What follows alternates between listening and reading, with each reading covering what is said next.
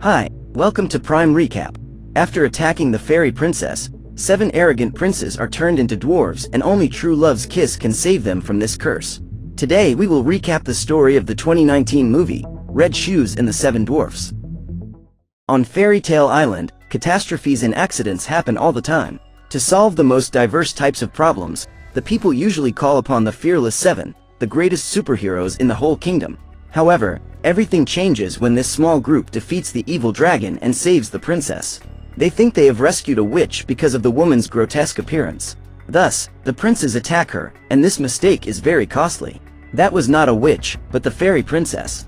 To teach them a lesson, the princess curses them, and since then, every time someone looks at the fearless 7, they turn into green dwarfs. The only way to break this curse is to earn a kiss from the most beautiful woman on Fairy Tale Island. But with this appearance, the mission will not be easy at all. Months later, Regina walks through her castle to the room where her magic tree lives. Instead of apples, that tree produces little red shoes, which are to fulfill the witch's greatest wish. Ever since she began to age, her greatest ambition has been to achieve beauty and eternal youth. However, although she has tried dozens of shoes, none of them have been helpful in fulfilling her goal. Furious, the woman throws the pair of shoes away and orders her servants to get rid of them. That night, Snow White breaks into the room looking for clues as to the whereabouts of her father. She is searching the room when she hears the door open. One of the wooden bears appears on a flying broom to check if the place is empty and finds the rope in the window. He realizes that it shouldn't be there, but decides to ignore the object. When the creature leaves, Snow White, who was hiding under the table, gets up and accidentally hits her head. Just then, a secret hiding place is revealed and in it is the diary of her father, the White King. In the book, the man reveals that he wishes the girl's mother could see the beautiful young woman she has become. After the queen's death, the White King married Regina, a beautiful woman who everyone said was a witch. However, with that beautiful appearance, he did not believe that she could be a sorceress, until strange things began to appear. The first suspicious object was a shadowy mirror that grew like a tree. Suddenly, the people around the castle began to disappear, and then the king became suspicious of his wife. One night he saw, with his own eyes, Regina talking to a tree and became convinced that his beautiful wife was really a witch. Immediately, he sent Snow White away and went to confront the woman. That same day, the king was pursued by the cursed mirror, but had time to write one last note in his diary before he was captured. In it, the White King asks his daughter to find the 7 fearless ones, for they will help her save the kingdom. After reading everything written in the book, Snow White spots the apple tree and walks towards it. When Regina enters the room, she finds a beautiful young girl wearing her little red shoes and orders her subordinates to capture the girl. However, Snow White takes a flying broomstick and manages to escape from the witch's clutches. Seconds later, the wishing tree begins to wither and dies soon after. Furious, Regina pays a visit to her magic mirror and asks who is the most beautiful woman in the whole kingdom. The mirror then replies that the most beautiful of all is the girl who wears the red shoes. The witch asks what that young woman's name is, but the mirror can't answer. So the woman orders the bears to do the dirty work and distribute wanted posters in every town in the kingdom. Regina states that she is feeling her power going away and her face is getting more and more wrinkled. So the mirror suggests that she ask for help from someone who also has something to gain by finding the young woman and advises the woman to pay a visit to Prince Average. Meanwhile, the fearless 7 walk through the forest as they think up a new plan to find the most beautiful princess on Fairy Tale Island. Just then, they spot a girl flying and she ends up falling right next to their house, which is a few meters ahead. When they get there, they find a trail of destruction on the ground and spot a magic broom. In that instant, the superheroes become convinced that they are dealing with a witch and prepare for battle. However, when they open the door to the house, the little green dwarfs are surprised to find the most beautiful young woman they have ever seen. Hans appears from behind and doesn't see the girl's face, so he uses a frying pan to attack her and Snow White faints. When she wakes up, the dwarves reveal that they are the residents of that house. The girl asks forgiveness for trespassing and asks who is that young woman appearing in the mirror. Confused, the dwarves claim that this is her reflection, and Snow White can hardly recognize herself in her new look. When the little green people ask her name, the young woman introduces herself as Princess Red Shoe. Then the dwarves introduce themselves and she is surprised to discover that they have the same names as the fearless 7. The young woman reveals that she is looking for them so that they can help her find her father. Upon hearing this, Merlin states that the superheroes are booked solid and promises that he and his friends will help her in this quest.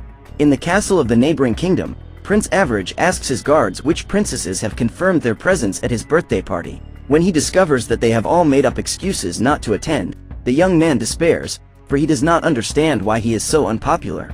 Then Regina enters his chamber and the security guards try to throw her out.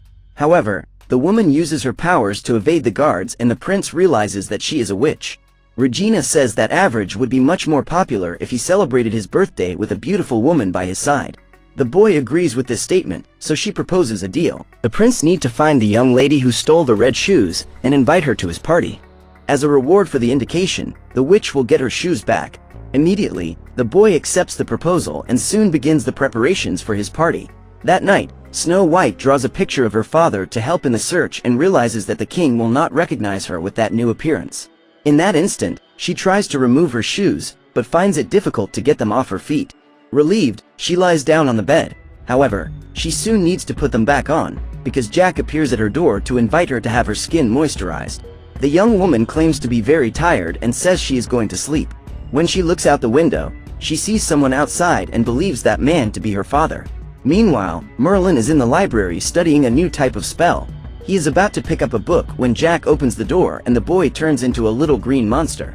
When his friend leaves, Merlin turns back into a human, for his curse causes him and his colleagues to turn into dwarves only when there is someone looking at them. Looking out the window, the boy sees Red Shoe running toward the forest and decides to go after her.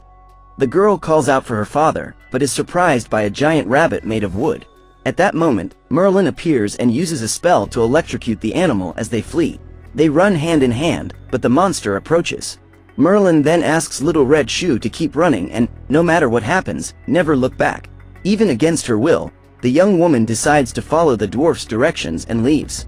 At that moment, Merlin turns back into a human and uses his magic papers to cast spells against the rabbit. However, before he can make his first attack, the girl decides to go back to help him and tries to attract the animal's attention. Merlin then turns into a little green dwarf and is trampled by the creature. Then Arthur appears with his sword and manages to knock the rabbit down. When Little Red Shoe is safe, the boy pretends to be dying and asks for a kiss goodbye. However, Hans and Jack arrive to unmask their friend. Minutes later, a giant robot appears and the dwarves prepare for battle, but soon discover that the machine is being controlled by the triplets, Pino, Noki and Kyo. When Merlin shows up, the group walks back home and Arthur states that he will always be available to protect Red Shoe. As an act of gratitude, he asks the girl to give him a kiss, but instead the princess slaps the dwarf and continues on her way. That night, Arthur meets with the other 6 fearless ones to plot a search plan for Red Shoe's father. The next morning, the girl distributes her drawings to her friends and they all walk toward town while Merlin stays home to watch over the giant rabbit they have captured. When it reaches a certain point in the forest, the group splits up to optimize the search and Arthur leads the princess to Excalibur. The boy plans to demonstrate his great strength by taking out the sword, for he believes that this will win the heart of Red Shoe. However, to his surprise, the young woman takes the sword before he does and Arthur can hardly believe his eyes. Then the young woman returns the sword to its rightful place and the dwarf tries desperately to snatch it back. Frustrated, the boy leaves, and Merlin has a brilliant idea. He grabs some carrots and uses the food as bait to lead the giant rabbit into town. Meanwhile, Red Shoe and Arthur split up to seek information regarding the whereabouts of the White King. Wherever she goes, the young woman enchants everyone with her beauty.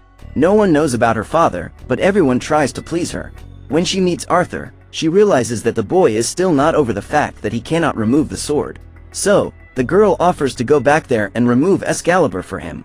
Upon hearing this, the boy rejoices again and continues his mission to find the king. While walking through town, Red Shoes comes across a wanted sign and sees her face is stamped on it. Suddenly, Prince Average's security guards start chasing her, and the young woman has to hide. Trapped, she decides to remove her shoes and return to her original form, as this is the only way to avoid being captured. Meanwhile, Merlin arrives in town and some guards approach him to ask if the dwarf has seen the poster girl. Just then, he realizes that Red Shoe is in trouble. As she is about to leave the alley where she has been hiding, Snow White is approached by a group of guards who steal her shoe and make fun of her, saying that those little shoes will never fit on her feet. Furious, the young woman attacks one of the men and ends up being cornered. At that moment, Merlin appears and, after knocking out the guards, hands the shoe to the young woman. Minutes later, she puts on her shoes and goes to meet her friends. Just then, Snow White is again pursued by the evil twins, but Merlin manages to save her with the help of the giant rabbit. During her escape, the young woman drops her drawing and the security guards discover that she is looking for the king. When they arrive at a safe place, Merlin asks why there are guards chasing the girl and she replies that they are after her magic shoes. Frustrated, she decides to return home, with no hope that she will be able to find her father. Then, Merlin has an idea and uses the flower bed to leave a message for the White King. Upon seeing her friend's act, Red Shoe thanks him and approaches his face. Merlin also approaches her to kiss her, but finds that she only wanted to blow the petals off his face. Later, the twins find the note left by Merlin and discover the girl's location. Regina's bears were also there hiding in the bushes and decide to go find the princess on Risky Rock. While picking carrots, Merlin remembers the moment he was almost kissed by Red Shoe and realizes that he is in love with her. At that moment, Arthur appears to try to prevent the boy from sabotaging his relationship with the young woman, and both are captured. Meanwhile, Hans prepares a beautiful dessert to win Red Shoe's heart, and Jack tries to lure her with a diamond ring. Suddenly, they hear a pronouncement from Prince Average, who orders them to hand over the beautiful maiden. Otherwise, Merlin and Arthur will be eliminated. In order to save her friends, Little Red Shoe gives herself up. She orders the prince to release the dwarves, and then punches him. The boy then orders the guards to take the girl, and the four fearless ones team up to rescue her. They use their special abilities to defeat their enemies, but a few minutes after the battle begins, they are eventually defeated. Jack uses his invisibility cloak to rescue Red Shoe and they both manage to escape, but are pursued and end up being cornered. At this point, the young woman has the idea to use the invisibility cloak to escape, and the two of them fall on top of Merlin.